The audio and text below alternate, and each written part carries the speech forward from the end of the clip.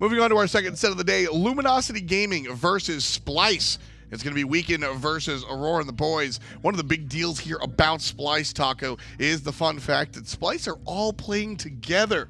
They're out there, so they went out and they had a lot of fun grouping up together in real life. And now all of them are hanging out at one of Coach Kabam's places. He's got a really nice cabin. He gave us a tour, crib style. He's got a cabin where all 5 of the chunkers are hanging out right now. Yeah, it's just funny because there's been a lot of pranks, obviously, towards Kabam's where they're like, oh, yeah, just got a casual spare mansion here for the fellas to come and game it out. I mean, yeah, he does. It's a giant house. No, it's seriously super cool, though, of Kabam and his family to extend that kind of a generosity towards a whole team. I think that it's really awesome that this is going to be probably the first time Smite in its history has ever had, like, a true gaming house. I think that the Energy guys also are kind of following the same suit, and I think they were actually all looking to live together a little bit earlier. Our very own Anatoly actually had sort of a split. It was Anatoly when they were Team Eager. Anatoly, Laz, Zap, Dare, and Coach Kret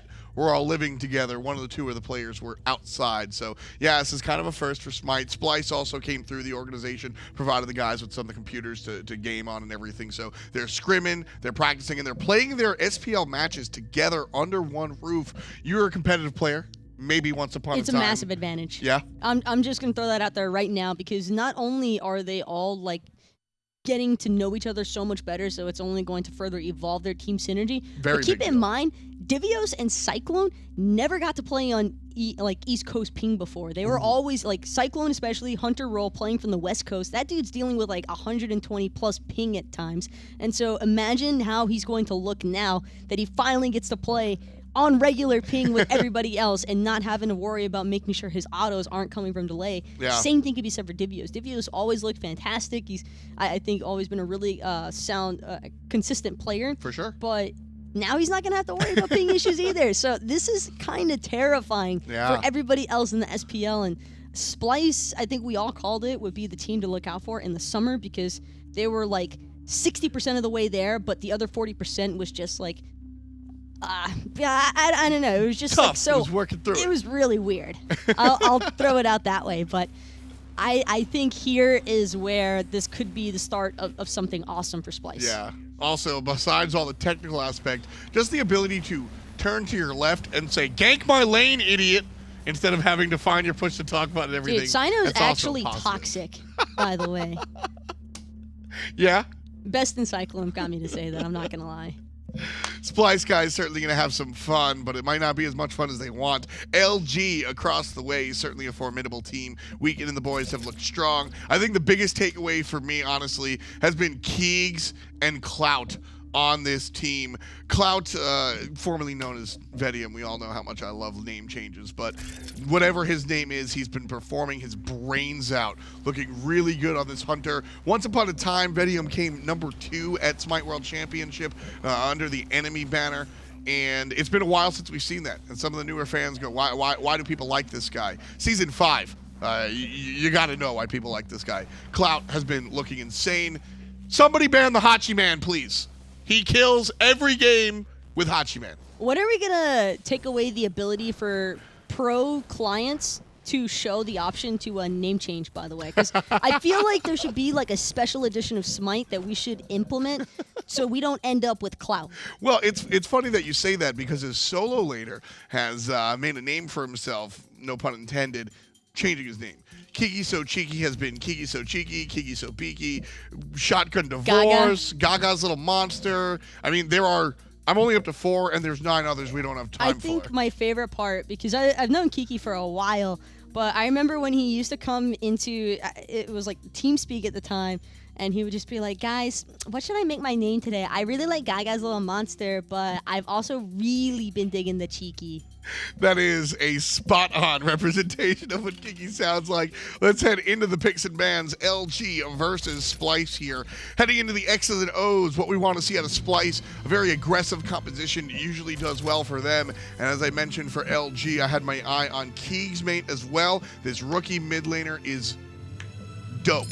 I don't got another word. This guy looked fantastic on console, made his way over here, and keegsmate is doing it.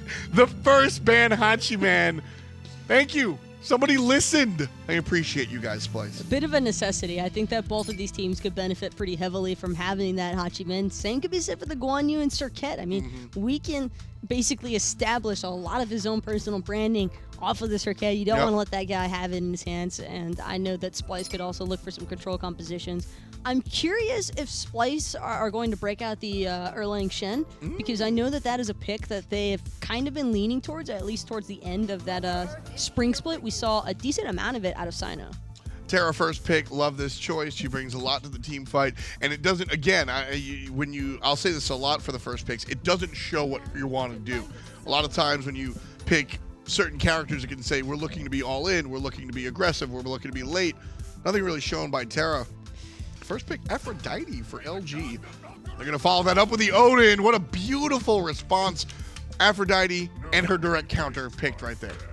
I think that's a bold statement, though, from Luminosity. It's a very risk-heavy composition already to go for the Aphrodite Odin, because you've tossed out all your playing cards in the first couple of moments. It's the opposite of what I just mentioned with Splyce. Exactly. It's not entirely the general direction that a lot of teams like to go for. One of the main reasons why we see people holding on to those Aphrodite Odin selections until the third pick or the fourth and fifth is because you don't want the enemy team to know which direction your comp is headed. Yeah, I mean, that's possible, and that's why the Cerberus comes right out.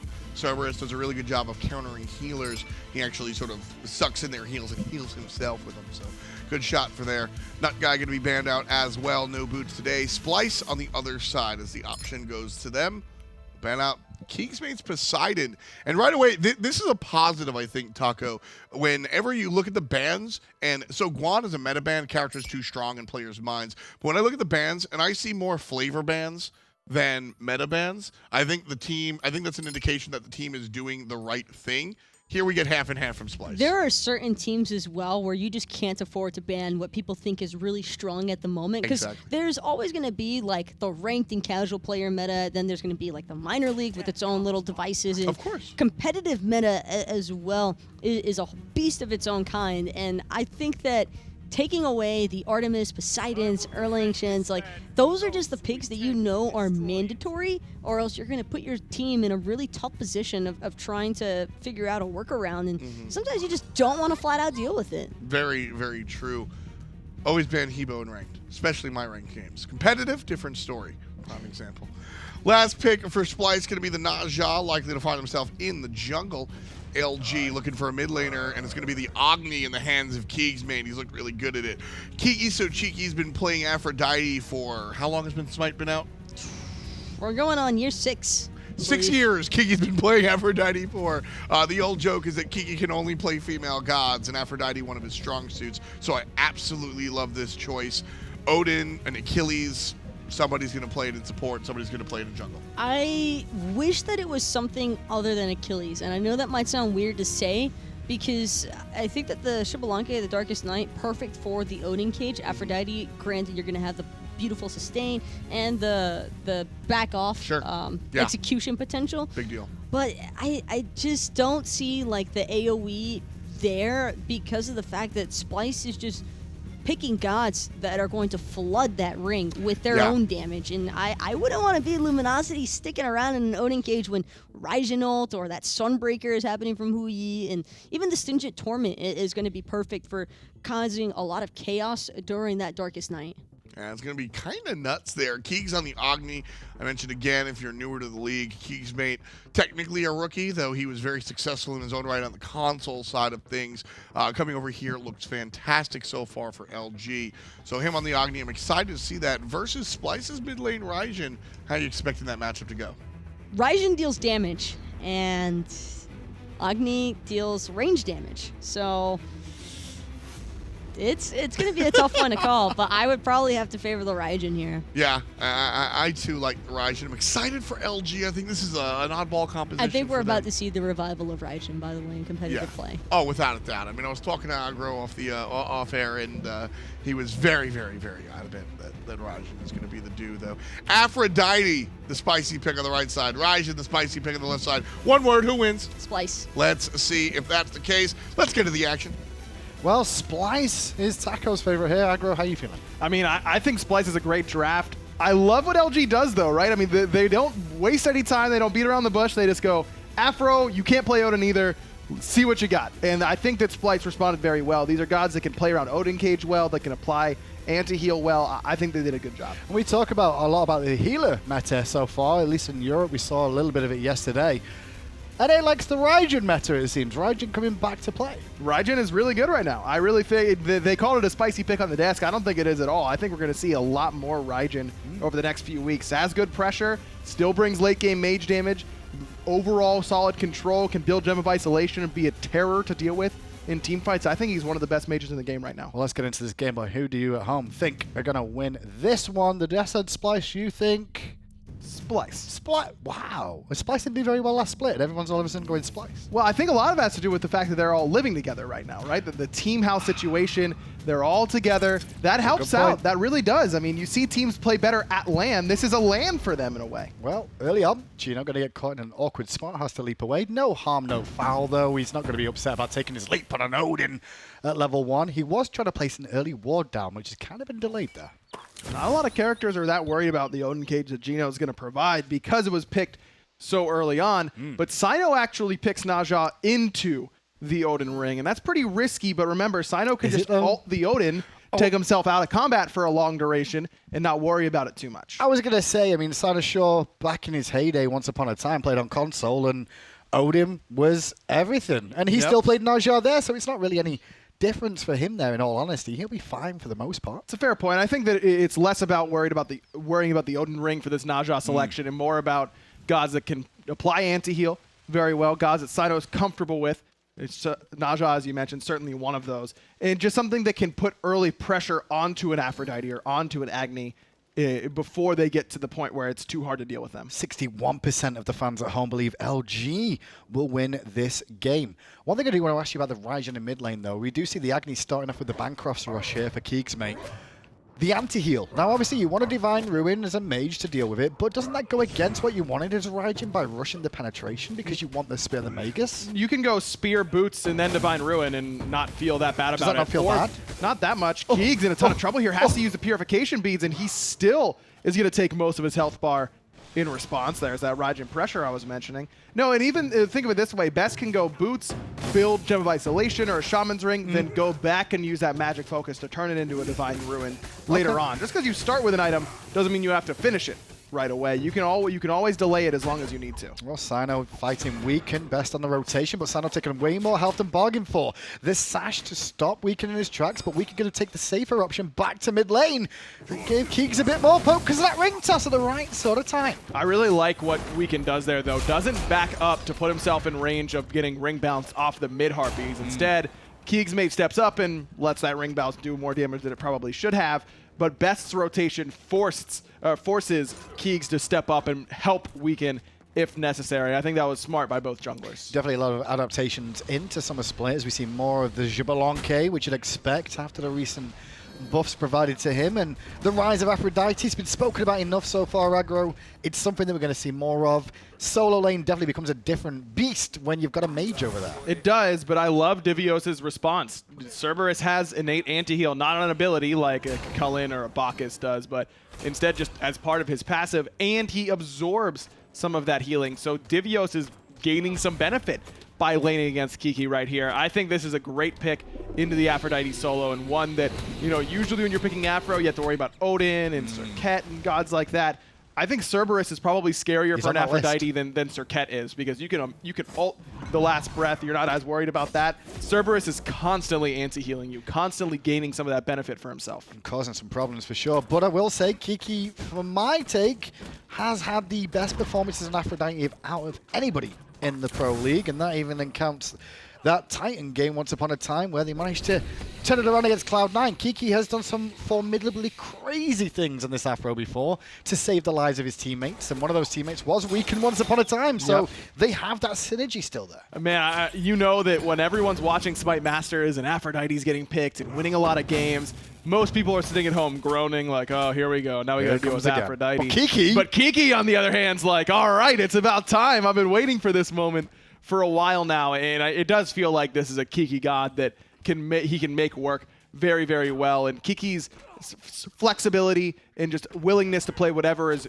good in the solo lane, and not even what other people think is good, but what he thinks is good in the solo lane at any given time, I think is a real asset to this Luminosity team. And he's definitely got experience in the Aphrodite, which is one thing that you look for in players. Is like, yeah, these gods come into meta, but can you play it?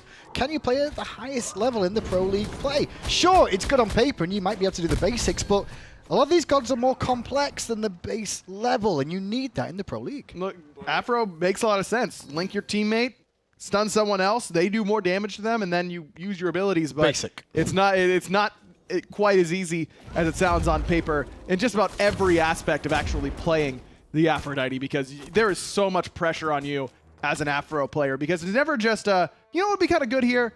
Aphrodite. You are building your composition around an Aphrodite and what she can do and what she will provide to the team. So you have a lot of pressure on you at any given time to play this god and perform very well with it. If Kiki has a below average game, there is almost zero chance Luminosity win the game. The pick is that important. Well, so far the experience is still even in that solo lane, as you'd expect to see for the time being. Gold maybe a bit of a different beast, though, whereas Afro probably lost a couple of minions to the tower in terms of gold. Not all the gold, though. That's one thing that happened in Season 5 that people still trying to adjust to. You don't lose gold completely from the tower hitting the minion. It's one of the reasons Afro and picks like it are actually able to be played in the solo lane these days. You would get denied too much of your farm in previous seasons. Now you're getting denied farm in a healthy amount. Weekend is actually waiting around the corner here because he is expecting the blue buff invade onto the Aphrodite. However, Splyce, well aware of it, have got wards down here too. Weekend catches it, but Cyno catches Weekend after the blink. Into the sky he goes. No super panic though from the team so far. Kiki did use his ultimate and his heal, so a couple of cooldowns there. The rotation is on its way. Divios gonna pick up 2. That sets up the ring toss really nicely. And here comes Best putting in big damage. First blood goes to Splyce, but Keegs gonna answer back. And Best ended up late, really helped out. Aror now in the rotation, can't find Keegs, but he can catch Geno in the route.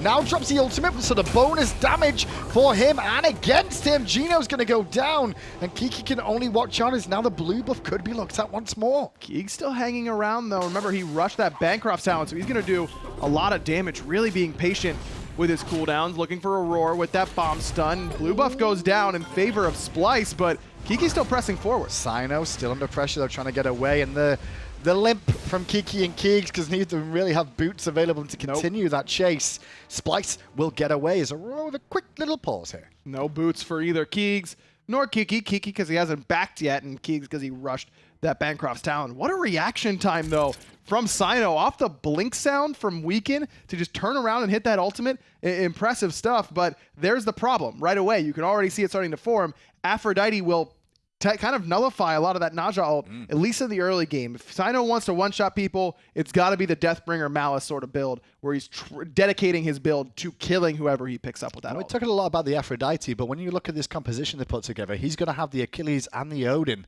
to link to, and then get the back-off damage when they engage. The Bird Bomb plus back-off is going to be huge amounts. Yep. And then Achilles, again, keeping him topped up in health, means it can just keep staying in there, poking away, dealing that auto-attack damage. But remember, Achilles has healing himself with that second ability, and Divine Ruin and things of that nature. You know Cyno's going Brawler's Beat Stick right away. That has got to be his second item right off the bat. And as soon as that happens, as soon as Best gets some anti-heal, that is going to get mitigated a little bit. But until those anti-heal items starts coming online, it could be difficult for Luminosity. Definitely a fun engagement there on that right-hand side, because we saw those 2 wards plays down as well from Splyce. They were ready for the invade, and Weekend was ready too, granted, alongside Kiki. The bad news is that they both had wards and they were both ready. And it came out in a 2-for-1 exchange where the scale of things, LG really didn't come out on top. No, I don't think so. I mean, they get the first blood for Best, but then Keegs is able to answer back. It's pretty much even, but then Geno ends up falling as well. So Splyce does kind of end up on top in that one. And that's the impact of Aphrodite that she has on the map. One team knows they want to invade. The enemy team knows that they will know you want to invade. It's difficult to play around. Well, Weekend and Divios are back in amongst this fight again. Divios coming back from base, clearly with that teleport coming into hand to make sure he's back in nice and quick. All this, though, has relieved the 2 hunters to keep farming up. Clout and CycloneSpin will be happy about this. I don't think either one will be more happy than the other. Maybe Xbalanque, because it's Xbalanque. Yeah, it has that late game potential, and Clout can impact the team fights all the way from the duo lane, whereas CycloneSpin really cannot. But I gotta say, I'm excited to see what we see from from CycloneSpin during his time in this team house with Splyce. Believe it's not going to be for the whole split, just for most of it. And Cyclone being on the East Coast now, we hear it a lot, you know, East Coast, West Coast servers. Cyno, Divios, they have to worry about ping and that kind of stuff, and it's unfortunate. But this is their time to shine, and Cyno already putting on a nice display with that little play on the right-hand side. There's not been that much talk about team houses because we've not really had many. Ego, once upon a time, had a semi-team house with a couple of members there, but Splyce is one of these iterations where they've got all the members together now, and that can breed some chemistry more than anything else that you don't normally get because you can see each of the screens a little bit more to see what their vision they've got. It's really nice. Playing on LAN is a whole different animal than playing online. We talk about it quite a bit when it comes to time to LAN or teams that perform better online than on LAN or vice versa. And Splyce hasn't been to a LAN as a team, but this is an opportunity for them to grow and grow together. And it's not just, you know, a weekend or a week in a hotel together. You're living together in one house, and that can breed a lot of chemistry. It can also breed some problems. If you're not accustomed to how the other people live, it can bring problems, for sure. Well, keegsmate's made the rotation to help secure this blue buff, but Cyno was waiting in the wings, and the sash did connect, but Keeks out and stuns all three. Blue buff is down, is Kiki now in a bit of an awkward position, has to ult for himself, but the taunt from TheBest are causing problems. Cyno already down. Divios will grab Kiki, though, but it's a double kill for the Odin support. Divios needs to receive the sprint from Aror to try and get out of there, but Keeks still chasing. Leap was available, is ring toss, no, not this time round. There's a blink from Weaken into a stun. Bomb drops down, and Geno gets himself technically a delayed triple kill there for the support player, and it was all started around the blue buff again that Splyce invaded onto. And that's why this Achilles pick makes so much sense, because you know Splyce wants to fight in the early game, and no one wants to fight more than Achilles, basically, in the jungle. What a turnaround stun by Weaken. A lot of players, I think, would just blink and guarantee the stun onto one, maybe even two, but from behind. But by Weaken delaying his blink, utilizing the extra movement speed from the speed buff to make sure he can get on the other side, then that prevents body block opportunities, and it easily allows him to split off and kill one target while Keegs and Geno can kill the other. Really, really nicely played there by Weaken. And one of the players I do want to call out as well, Keegs, in that engagement too. He's the one that started the blue. He knew he was going into dangerous territory by doing that. Held onto his beads, managed to reposition, got a 3-man stun off, which allowed Splyce to then look to turn it around. It's very important. It's a great point. Holding onto the beads is really scary against the Naja sash. Oh, yeah. Keegs, cool as ice, decides not to use it. Now Cyno probably more likely to ult off the next sash than he hits onto Keegs, and Keegs should be ready to beat that one. It's the mind games that Naja really has to play. You can react to a Naja ultimate off of the sash and hold it until afterwards, but it is a very tight frame window that even a lot of pro players don't seem to like to mess with. They prefer to try and predict when that Windfire Wheels is going to come out. Well, even though it's 5-3, it's Splyce with a tiny, tiny bit of a gold lead. Experience is in LG's favor, though, as it stands. That's mainly for Divios, but in mid, the Bird Bomb hits onto TheBest, and he's forced to Thunder Crush out. But Cyno ult out of the cage just in time. That was close. On the left-hand side, Cyclone going to jump in onto Clout. Clout uses the ultimate in response. Cyclone just didn't drop his own ultimate because Clout was still holding on to his jump. So Cyclone actually wins that trade then, right? He got the ultimate out of Clout, so that's a small little window of a win. Yeah, and that's good power spike understanding. Round the back, Keegs just rotates around. He ain't no jungler, that's a mid laner. But Weaken's are on the other side, the actual jungler on the bottom right, just exploiting Best's lack of relic. They use it on the right-hand side. Ultimate used by Aror, Cyclone giving chase. Suns drop down onto Geno, but that's all she wrote. No further follow-up available because Cyno and Divios are taking on two on the right. So Weaken has the execute. He's going to get one. Divios still pretty healthy here. Weaken going to use it for some extra damage. And now Luminosity can just turn their attention towards the blue, but Divios doesn't want to let it go. Now Aror rotating two. It's two Guardians against 3 members of LG here. Blue already down and on the ground, and Luminosity make their escape with the buff. Man, Weaken is just in the right spots every time, and he is doing so much right now for Luminosity. 3-1 and 4. He's been a part of every kill so far for this LG squad. The player damage top of his team. Divios has done quite a bit, but a lot of that is just poke damage onto Kiki that Kiki is healing very quickly. And now that Kiki has finished that Heartward Amulet off, that gives him the extra magical protection that he needs against Divios, some extra health, and also, pretty importantly, a lot of MP5, so that if he isn't getting blue buffs, if Luminosity is rotating around the map, they can't afford to let him sit in solo, Kiki's not going to be running out of mana very easily, which can be a problem for Aphro. Look at it, OG so far, though, Agro. I mean, 11 minutes in, and they're looking like they've fixed a lot of the issues they had last split. They're very cohesive today already. Splyce, meanwhile, still same old Splyce from what we can tell so far, but Luminosity really stepping up. Luminosity has been a team that has players that are very good at being aggressive in the early game, and I love that they're picking around that. They're giving the guys who want to fight early, Weekend and keegsmate and Geno, gods that can and will succeed by fighting in the early game, and Kiki and Clout can be there to just hold on until the later stages. Just be there for whenever you need them in the late game, just in case, or even when you get an early lead, a lot of times in Season 5, you need at least one late game hyper carry to bring it home for you. Luminosity has 2 in this instance, and I think their draft really pairs well together, and more importantly, pairs well with the players themselves and how they like to play. Yeah, there's definitely situations where the transfer of power is very important from early to late game, and having a couple of those gods available at your disposal. Splyce, though, meanwhile, very similar story. I mean, the balance of power is pretty safe throughout. It's just a nice little curve. I keep saying the word curve today, but it is a nice curve of power. It grows into the late game. They've got a good mid-game composition. That's what that usually means, right? Where the early game gods haven't fallen off, the late game gods are starting to gain effectiveness, and it all kind of comes together at the same time. And I agree with that, but Luminosity has a much more early space hard or late composition. Like hard late game in Aphrodite, in Xbalanque, early to mid in the other 3. So Splyce, if they can find a good team fight around 19, 20 minutes, they've got an opportunity, but they can't let Luminosity get too far ahead. This Gold Fury is going to be critical. I think that's exactly where LG are right now. CycloneSpin, the only one nearby at the moment, has Suns available, but Clout and Weekend both going aggressive to make sure CycloneSpin can't get involved.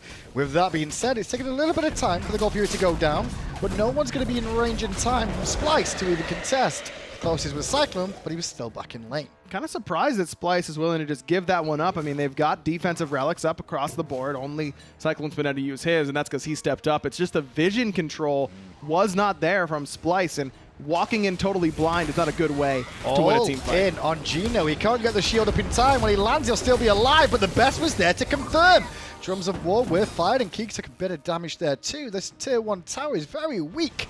Not weak enough just yet for Splyce to want to dive, as Weekend goes aggressive, as does Best. Best going to jump in. Weekend says, all right, thank you very much. I'll take it, execute for you. Cyno is going to be next, just above that execute threshold. Keegs got baited in. Great rotation from Divios. Bad mistake from Best there overall, but luckily Kiki's there to help out Weekend. And Kiki looking for the kill on Cyno. Can he get the doves to connect? The pretty little birds. Ooh, Terra heal.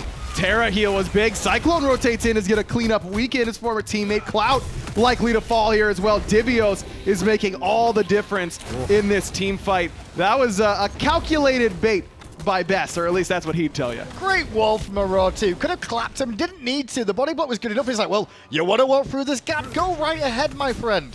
You asked for 19 minutes to see Splyce maybe get something happening, and I'll tell you what, that team fight was all them, considering Best kind of threw himself away there at the start. He really did.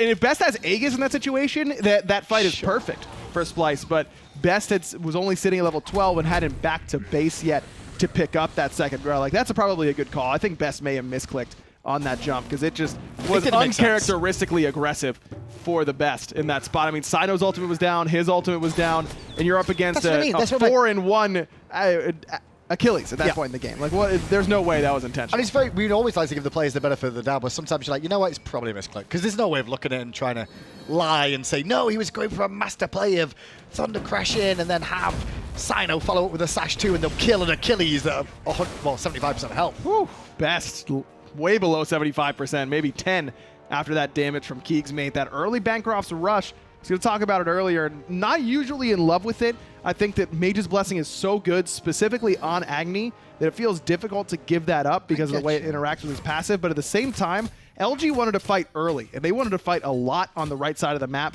And early Bancroft's talent without Mage's Blessing is still a ton of damage that you're going to be able to outtrade anybody in the early stages. And now when you hit 3 items, you're not really missing Mage's Blessing anymore. You miss the MP5 a little bit. There's no MP5 in keegsmate's build. But outside of that, he's past the point where that's going to be a problem for him for the most part. I think that, I mean, the damage speaks for itself. He nearly soloed Best there. Sure. Well, take into account as well, Agni Bombs don't cost any mana either. So as long as he's using his abilities wisely, he shouldn't be running out of mana at this stage of the game. You can go for this Bancrofts and just the sustain from the Bancrofts is so important for him. Although, the only reason I don't like the Bancrofts here more than anything else is because he's got an Afro, and people building into anti-heal means it's going to affect him too by going this build path. Right, it's totally true, but he can always sell the Bancrofts late game by that time if he needs to. Keeks over the wall may go for some bombs, but Divios sensing it already, going to use the ult early on. Beads and dash used there by Keeks to escape Divios, but into the sky. Cyno short takes a member for a wild ride, but on landing, Weekend is still alive. Very low. Kiki's going to use the ultimate to make sure that he stays safe. Geno has been isolated. His cage is already down. And so, no, he's going to be able to get out of there. For Divios, a moment, Divios finally chases him down. Meanwhile, Kiki has been isolated now by Cyno. Weekend is around there to help get him away, and Cyno going to group up in mid with the rest of Splyce. We're going to take this tier 1 tower. Pyromancer looms, tier 2 looms. Divios with the upgraded cursed Ankh was huge in that team fight. That hit a lot of different people. Weekend didn't get a lot of healing upon landing. In fact, knew he couldn't re-engage because of that cursed Ankh. Divios is just not giving up the chase whatsoever. He's landed quite a few stuns as well, which isn't the easiest thing in the world in the Cerberus to do because of its aiming reticle is just so tricky. East Coast. He's on the East Coast ping now. If is that what it is? Consistently, yeah. That's what it is. That's free for him these days. Come on now. Okay, maybe Splyce got to #1 this year. Who knows? If they can just keep playing this way so far. I mean, they almost beat literally everybody last I mean, but almost is not win, is it? They didn't win. No, but their plus-minus was a lot better than most of the teams with losing records. Sure, but they were still at the bottom of the league. That is true. You know, at the end of the day, whatever. Like, you win a game, it's like a scrim then. It doesn't mean anything. It's better than a scrim. Come on. Scrims are the same level. Scrims don't count for your tiebreakers or anything like that. I think just by the eye test, you could tell that Splyce was close to being a very competitive team. For a bottom SPL team, that was the most competitive I've ever seen a team be. That was the best worst team in the league ever. That's after 5 seasons of casting this. Yes. Of 3 splits a season too. Like this is the best I've seen of a bottom place team. Splyce though. But would it really surprise you when you say that and you look at the way Splyce played? Would it really surprise you if they finished say 3rd in the NNA this year? I think the split. I think if they made 3rd, that'd be really surprising. Yeah. Really? Yeah. I don't think it would surprise me that much. I think NA is just so tough. I think they could do it, but I would be quite surprised based off what we saw last split from the teams. Let me give you my fake reaction to if they place 3rd. Huh. Okay. That's my level of surprise.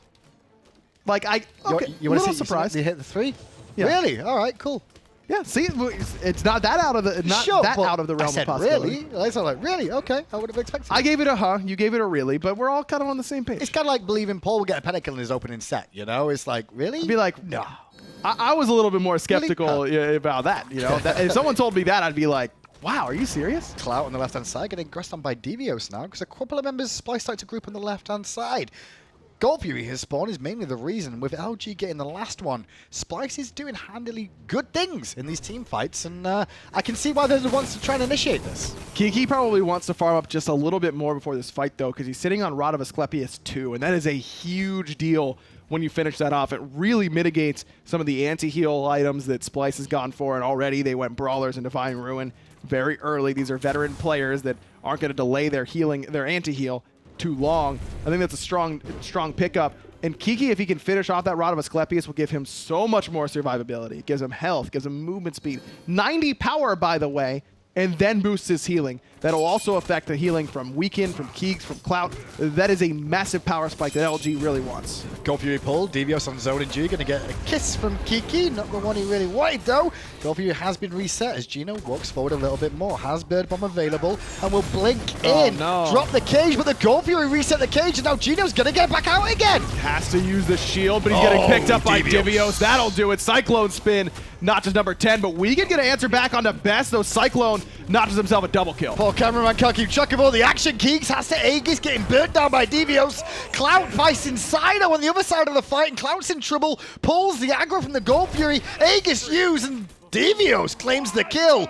A quadra kill for CycloneSpin in the engagement. We couldn't even see it from his view. That's a fire giant. That almost was a penta for CycloneSpin. Divios secures what could have been the 5th kill for Cyclone, but he just played that team fight so well, stood way in the back and close enough to Best to peel for him when Weekend goes on to Best, but not so close that he also gets hit by it. I talk about it all the time. At a competitive level, you can't stand right next to your ADC and your mage. You can't be hit by the same abilities, can't be zoned by the same players. But you have to be able to peel for one another. That is team fighting 101 as an ADC there from CycloneSpin. And that is something that has to be really encouraging for Splyce, because Cyclone struggled during a lot of games in the spring split. That was a great team fight from CycloneSpin and from Divios. The side laners from Splyce really stepped up. And that's one important thing for him, is because Divios, CycloneSpin, both well known for being solo laners. A lot of talk has always been, should Cyclone be playing the Hunter role? Why does he not go back to the solo lane? Well, he made things happen there on the whole Yi, and credit to him. Really, really well played. Also, gotta say, Geno's engagement there is just a 0 out of 10. You have to understand that around Gold Furies, around Pyromancers, Fire Giants, Titans, those big bosses, they're going to break that cage. And now you don't even get any value out of it. I mean, Aurora popped the Phantom, sure, but it still doesn't end up mattering at all. You have to be more careful about where you're going with that cage around the big jungle objectives. Make them reset it first and then blink in. Well, left-hand side, Splyce going to group up as a 5-man unit. Luminosity trying to push out their other lanes now, recognizing they can't defend this tier 1 tower. They're going to have to surrender the tier 2 as well, but they're going to get back relatively soon, because the rush for the Phoenix is going to be on here.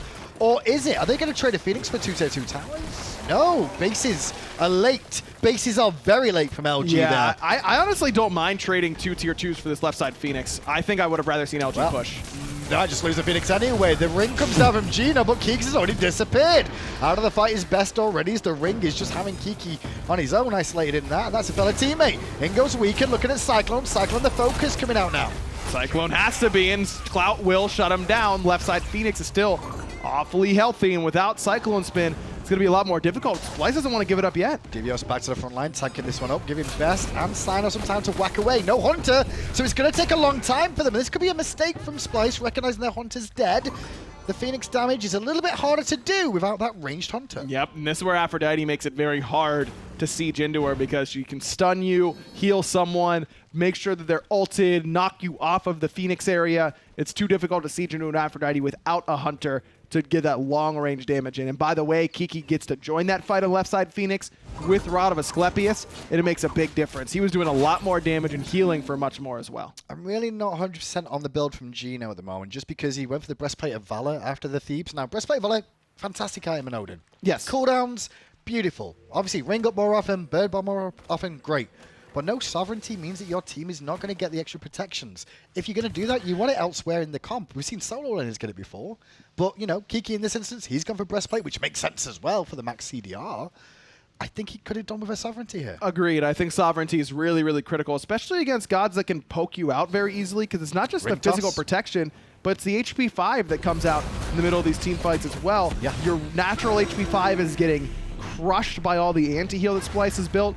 A little bit of a boost wouldn't have hurt. Aror still going aggressive after that Pyromancer gets snuck away by LG. Divios is here, picks up Weekend, but Weekend will escape thanks to the ultimate coming out from Kiki. But he beads as well. He used both resources there. That's not quite worst case scenario. Worst case scenario is using neither and dying for it, but it's pretty close to that.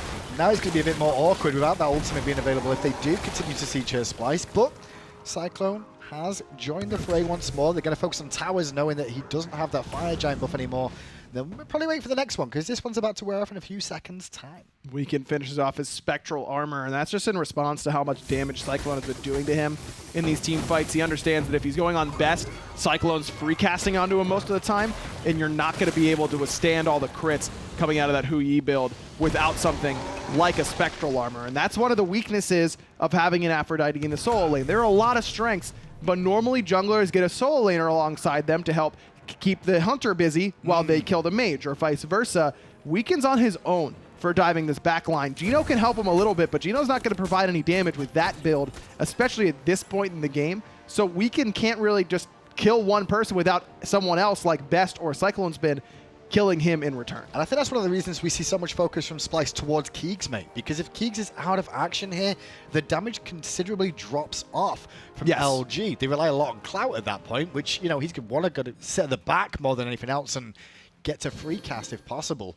But keegsmate taken out, that's the AoE damage. That's the burst that they're looking for to bring down Cyclone. Cloud has done a lot of damage so far, basically even with that of CycloneSpin, but one of the things that doesn't really get brought up enough about Xbalanque and some of his weaknesses are that he doesn't really provide anything to your team fight outside of having a great ultimate for it. Once that ultimate's down, that's all he's got. A small slow and just a lot of damage. Hachiman brings the attack speed boost, the long range damage, the stun, a team fight ultimate as well. There are hunters that can bring extra outside of just damage, and it feels like Xbal in a lot of the team fights since he's kind of had his resurgence doesn't feel like he's doing a whole lot. You check his damage numbers, he's got a lot of damage, but it doesn't feel that impactful. And this feels like another one of those games so far from Clout. Well, since that 14-minute mark, Splyce have been in the driving seat. No Phoenixes just yet, but Kiki gets himself in an awkward spot, eats a bit of poke, as does Aror from Keegs, but a lot of bombs were used there, and everybody's trying to retreat from LG, leaving Kiki on his own. That onk hit everybody. Kiki gonna survive though, and this is where LG can just reset, use the heals, go back in. Don't let Splyce just take this FG for free. Kiki's got to use some time here to heal everyone. One of the weaknesses of Afro is that it isn't AoE, it's single target healing, but this is the chance. We could just blinked in, trying to get aggressive and 8 way more damage than bargained for. Cyclone crit to high heaven. Kiki now again on the front line is left alone by the rest of the team, so Kiki's going to fall down momentarily. He did his best to juke. The good news is Clout took out Divios. We can get a rejoin. Nice sash from Cyno. Will get him close. Best going to jump on top as well. That'll guarantee that kill on the Weekend. Weekend kind of baits Kiki in, but if Weekend is the one linked by Kiki, that could have gone a lot better for Luminosity. I don't know if that was a miscommunication or Weekend asked for the link and then went in without it. Whatever happened there, if Kiki's linked to Weekend, can heal him right away, can back everyone off of him, that might have put someone in range for that execute from Fatal Strike. Instead, a little bit of a jump forward from Weekend mistimed, ends up getting Luminosity in bad spots. That's definitely having an awkward game, as you can just see from that bead's being consumed there by mistake. One thing I will say, though, is what I do like is the player damage on everybody. Like, obviously, support's at the bottom, as you'd expect, but look at it, it's so even throughout. Everyone distributing the workload. Even on the losing team and the winning team, it's all very distributed. A 4K difference between top and second from the bottom or third from the bottom. Don't cast the bottom two. Sure. The bottom two don't count. Okay, so 4K from the top to the bottom is a very close race for damage. You could do 4K damage in a team fight pretty easily on any of these characters that any team has. So you're right. That's a great point. Everyone is kind of carrying their weight. It's been a lot of spread out damage, though, and that's good against Aphrodite because she can't heal everyone at the same time. She could only heal one member. From Luminosity, you'd probably like it to be a little bit more focused on the one character at the same time. Yeah, you kind of hope, I really hope Keegs was the one that's just swinging away, if anything else, but Clout too, and they are up there in the top 4, so that's important for them.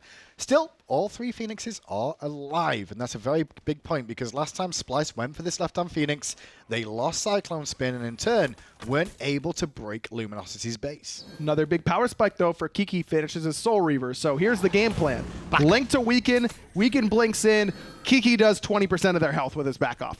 Well, let's find out. That's the game plan. Let's see if this works, because at the moment Kiki's here on his own. Weekend, the first one to turn up to help him Link out. to Weekend. Now, minions on the way down, and bit of healing coming through too. No Lotus Crown this time from Aror with that heals, which we've seen a couple of times before on the Terra. And it's all about protecting Cyclone to get in. Weekend, Soul Reaver. CycloneSpin down to half HP, but now that combo's gone for 40 seconds. And on top of that, the Fire Giant buff going to regen him too. And the heals out of Aror. Best's ultimate. He expected an engage and he didn't get one, so that's been squandered there. Phoenix being poked at once or twice more. Cyclone being able to get in, but in goes Geno. Oh god, everyone with that cage. Phantom was up from Aror, so Splyce going to be able to disengage. Clout uses the ultimate when he should have known that Splyce is just going to disengage after that. A couple wasted ults on each side now. Patient game from Splyce here, just playing in and out, and for the right moment. Geno comes in, Geno goes out. Clout being pushed down by Cyno at the back. Divios, though, helped him out and actually took out Clout. Keegs on the run as well. His beads are down. Aegis used. That's not going to save him. Cyclone's able to find his 7th kill as Splyce gets the left side Phoenix and the kill onto Kiki. That should be game. Well, it's only Weekend and Geno left up. All the towers are down. It's only Phoenixes remaining, and they don't provide that much help for the Titan. It's under 8,000 already. Man, Divios, what a game from him. He was a disruptive force all game long. If he doesn't go into the back line there with Cyno, like I was saying, one of the weaknesses of the Aphrodite composition is that you don't get your solo to help you dive into the backside, and that's where you see how valuable that is, because Cyno uses the blink ult, whiffs entirely. He's dead to rights until Divios comes in and does 1 million damage to Clout and make sure that he gets that kill. That means Cyno survives. That means they get the kill later. It's just that teamwork mentality from Splyce was there. What a fun little game one, though. In all fairness, like it was a back and forth encounter. There was moments LG led, and then You asked for 19 minutes, 14. Yeah. Splyce got one team fight, and then from there they started to control him. That was the really big one, and that was just rotations from the duo lane and from the solo lane at the same time. The side lanes collapse onto the mid lane long before the side laners from Luminosity get there, and that was the difference. It's just a 5-on-3, a 5-on-4. It's going to be a lot easier. Even if your composition isn't tuned to fight at that moment, bodies help, and that's just all that happened there. Numbers win games. Who do you guys at home think was MVP for that game? That's the real question now.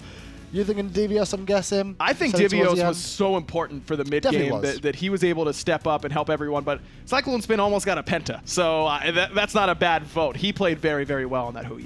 Easy choice, or is it? At least it's not mine to make. Going into game 2, though, what's the most important thing? I just think that keeping Luminosity in the right mindset, don't get discouraged from that. They had the right idea, and I think Weekend played great in the early game. Maybe give Weekend something that he can play a little bit more in the team fights with, because Luminosity as a whole struggled whenever Weekend wasn't the guy in each of those team fights. Well, let's get to the desk then to break down game 1 as game 2 is looming. Thanks a lot, friends. LG versus Splyce certainly did not disappoint. Got to fix my headset, and Splyce doesn't have to fix anything. Really liked what these guys brought to the battlefield.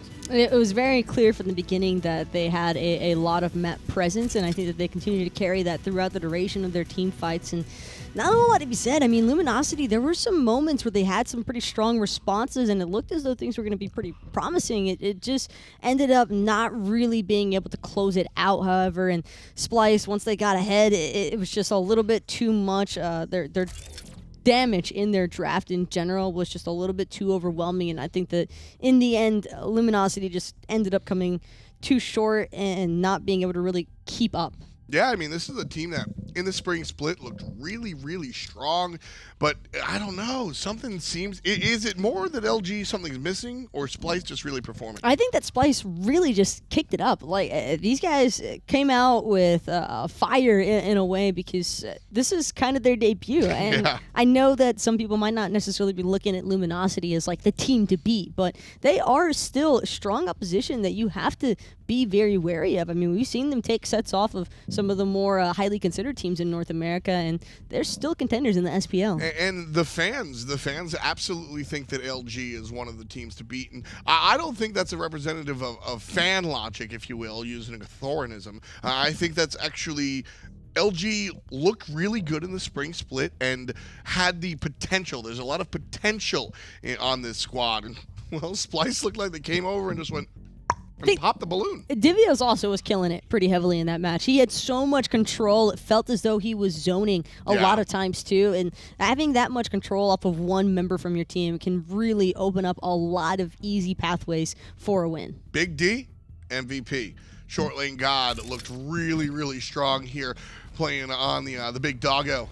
And boy, did he have the impact. Huge ultimates and just huge control in general. And that right there was a huge part of the problem that Luminosity seemed to keep encountering time and time again, is they would just kill everybody around Kiki. Normally, you're used to seeing teams try to fully focus onto the healer, and you take away the healer, you know, ideally you take away everything from, as far as the healing is concerned, from the team composition, but it's also the same way, the other way around too. If you're actually able to successfully take out those opponents who are actually trying to stay linked to the Aphrodite, she's got nowhere to go. That's the key there. And with the Cerberus, excellent pick and ban selection there, as the Cerberus is going to rip away some of that healing anyway. Just love the pick, love the play, love what Splyce had delivered. Divios stepping back in here, and like we said, a really big part of what this team has been able to bring was the fact that all 6 of these guys, Coach Kabam included, are under the same roof right now. If you're just joining us, they're hanging out at Kabam's place, all the members of Splyce, and I think that communication certainly helped them in this game.